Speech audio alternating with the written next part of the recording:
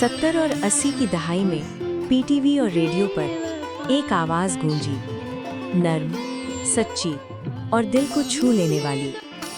महनाज बेगम, जिन्होंने गज़ल, लोक, मिल्ली नगमा हर रंग में अपनी पहचान बनाई।